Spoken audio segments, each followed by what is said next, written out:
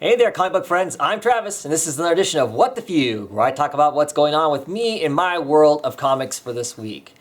Not a whole lot news-wise. Nothing's really come out that's really horrifically piqued my interest as far as news-type things go. Let's see. What do I want to talk about? I'm going to take a stab at talking about this. I've been kind of thinking about it, and I've been listening to some people's videos about the comics they're reading and how their comics habits are changing, what they're reading, and that sort of thing. And last week's Comic Talk podcast, where we talked with Kevin Mullen, and we're talking about how, with independent books and news stories, you just don't know what's going to happen, and there's a certain amount of extra interest in the unknown. Whereas when we read, a franchised book, we pretty much have a certain amount of expectations. We know certain things are not really going to happen, or like we're not going to see deaths, or if there are deaths, they're only temporary, and that sort of stuff. And just was kind of thinking about that and thinking about where my own comic book reading is at, and what titles I'm reading, and why I choose to read what I read, and why I've branched out into some of the other books and stuff that I read. And I was just thinking, I just kind of wondered, if part of the reason that some of us are moving where we're moving to, and I'm not putting words in anybody else's mouth except for my own, I'm not 100% sure myself even, because we do stuff that we don't necessarily have a defined rationale as to why we do what we do, or why we like what we like.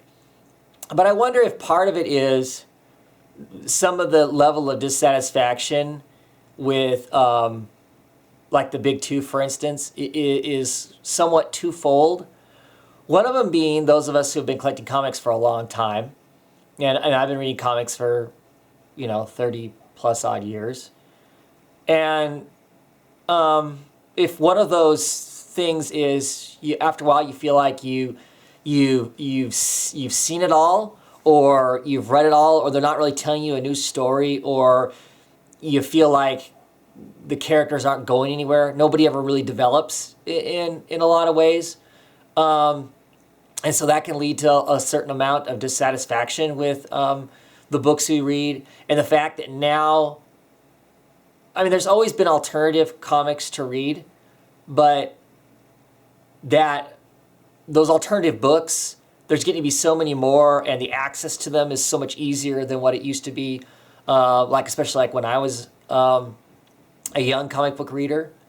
And whereas it seems maybe that it's us older readers that are more dissatisfied with what's currently coming out, and the newer readers maybe are more satisfied with the stuff that's coming out by the big two. And then that made me think about, and this isn't cohesive thoughts, I've been pondering it all day and haven't really formulated it in my head well enough to probably even to be talking about it here, but I'm going to talk about it anyway. That it's kind of funny that I get dissatisfied, that it feels like in some cases a lot of characters that I enjoy or whatever, they aren't really developed, they never mature, they never grow, they never become something else. But the second that someone attempts to do something else with the character, we get all offended and hurt and upset that they've changed the character. That's not how the character operates, or that's not how the character works, or is that sort of thing. Some examples of that are like the current Captain America, for instance. It's a different take on the character. There are certainly people who like it, and there are certain people who don't like it. And not because of the art or or that sort of thing, but just the whole setting, the way the whole book has been addressed and stuff. There's that sort of thing. There's of course the people who are upset over Spider-Man, and the whole death of Parker, and this whole thing that's going on with Peter Octavius and that sort of stuff. The second they try to do something different with it, we all get up in arms as fans. But at the same time, we're fatigued with it just being the same thing over and over again. I don't know. I just think it's interesting, and I wonder if there, some of you are watching this, maybe you want to comment or whatever. The younger, the newer, not younger, the newer readers who haven't embraced as many years of the comic book trope that some of us have, if you're more satisfied with what's out there right now. And I'm not dissatisfied with superhero comics, and I'm not necessarily dissatisfied with the big two. There is lots of mediocre stuff there, but there's some gems there too that I quite enjoy. And lots of times I read a superhero comic differently from the big two, differently than I read, say, an Image comic or an Oni Press comic. I'm expecting something different out of those comics. And should I expect more out of my superhero comics? I don't know if I should or not. I would like to have more. And when a book comes along that provides that more, I'm really excited by it. And I'm excited when they attempt to do something different, or they give us something more, or they add more character into it. It's not simply just moving through a plot line to punch a bad guy at the end of it. I really do enjoy that. And there are books that do that, and I think do it well, and have something to say. I think right now my biggest dissatisfaction with the big two is so many of the books lack a distinct voice. So many of the books don't really have a writer or a creator's touch to it. I'm sure, no insult to the professionals that are doing this work. I know they're working really hard to do the stuff they are, but I know there are also limitations on what they can do, how they can put their mark on the book, because so many of these characters are franchised and stuff like that. And so sometimes I think that's unfortunate. That's why I like some of the Elseworld type stories and that sort of thing, where people are given the ability to then put their own stamp on those characters, and those are lots of times extra fun books. It's like I said, I like those, but then there's others that seem mediocre, and the reason I think they're mediocre is because no one's allowed to have that ability to do that, I don't think. Or it's extremely hard to do within the tight parameters that probably editorial and the owners of those characters would allow. And so that's why sometimes I get more excited by the independent books than No Capes, as I call my videos and stuff. But I think it's kind of interesting, and I wonder if that's why it is, why some of us older readers are turning more to some of those books. I'm not necessarily dropping superhero books in pursuit of more independent stuff, but I do say that when some of the books that I read, if they get canceled, I don't just turn around and immediately pick up a new superhero book to replace them.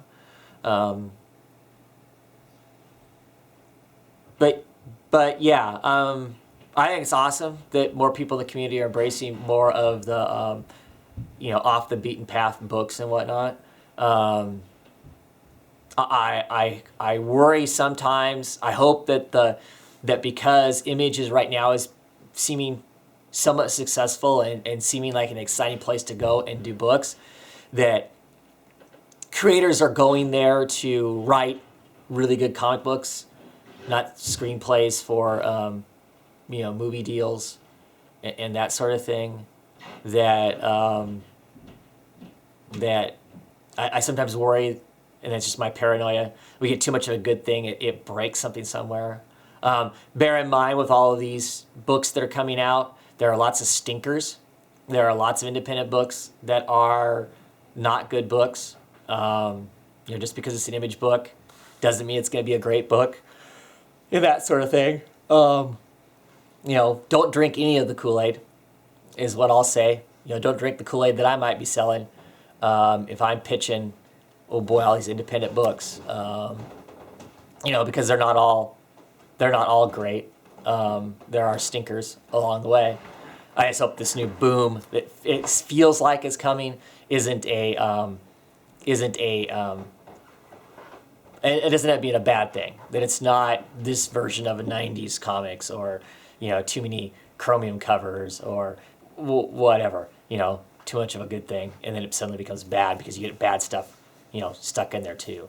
That we just allow anything to be published willy nilly, and so then we end up with crappy stuff. But just stuff I've been thinking about, just the kind of thing that I've been pondering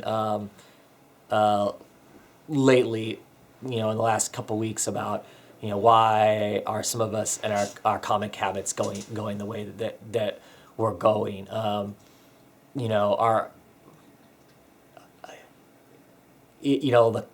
the stuff that's going on in Marvel, where it seems like everything is an Avenger or an X-Men book. I mean, there's some good and there's some bad to that.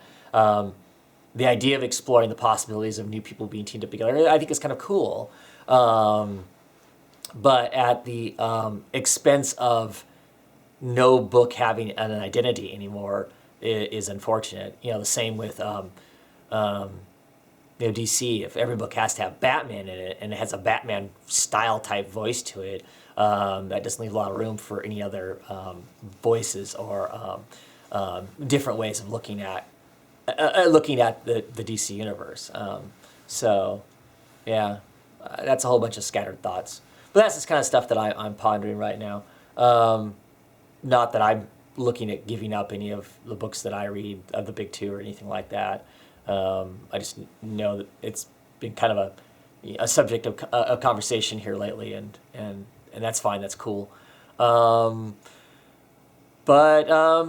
let's see. Anything else I wanted to talk about? Still haven't gotten my my shipping with one of my last What the Fugue, where it's talking about math. I still haven't gotten that squared away. I mean, I did my latest comic book order. I didn't order the bags and boards, so we'll see what happens then. I sent an email to the people I get my comic books through, asking if I could maybe jump on it sooner. Doing that, of course, that would be me not paying them as much money, so I don't know if they're going to be willing to cancel my bags and boards. I don't figure canceling my bags and boards hurts them the same way as trying to cancel the books that I've ordered, because bags and boards you use for everything. It's not like they're going to suddenly be stuck with some comic that I ordered and then suddenly tell them I don't want, or that sort of thing. So, but I haven't heard back from them yet. Of course, as I'm recording this, it's comic book day, and so I know they're busy during those days. So maybe that's why they haven't got back to me yet. But don't know where that's at. I know some people were asking me about that. So I haven't been able to catch everybody's hangouts as far as going on them. I know people have sent me invites the last couple of weeks. After a few weeks ago, I did What the Fugue saying, hey, invite me. I do really apologize. I really do want to get on and talk with more people. Stuff comes up, and so if I can jump on, I can. If I can't, hopefully nobody is offended that I don't make some of those hangouts and whatnot. I make the Comic Pop podcast because that's one I just always hit, and I set time aside in my week to make sure that I manage it to hit that one, because I know that's a consistent one for me to go to. So I haven't quite figured out how to manage to hit some of those others and whatnot. I had a great time last week doing Bat Chat. That's awesome. You'll have to check out DeCosta DC Comics. Find out from him when the next one's going to be. I think it's at least monthly is what he's looking at right now. I don't know if there'll be one sooner than that. I know he's talked with some other people about maybe doing some sooner. Twice a month or something like that. That might be fun and cool. For those of you who like Batman or may be interested in Batman, come on and listen to us talk Batman titles. You can listen to me defend Batwoman for all the people out there who in that chat group that do not like Batwoman. And I think it's still a stand-up comic, even without J.H. Williams on it. But I think I'll cut this off now. I don't think I really have a whole lot else going on as far as my comic world. Typical stuff. I'll be the next couple days be throwing out No Capes, and I'll have my reviews the rest of my books for the week. And at any rate, enjoy all those books out there. Read some stuff. Amazing. An amazing style of storytelling that comic books are. And I'm always excited to see more and more people on YouTube talking about comic books and enjoying and embracing the medium, because it is an amazing medium that no other medium can tell a story the same way the comic can. So I'm excited to see people out there talking about it and embracing it and enjoying it, and hopefully encouraging everyone else to collect and enjoy those titles too. And everybody stay as positive as we can about the books. Okay, thanks.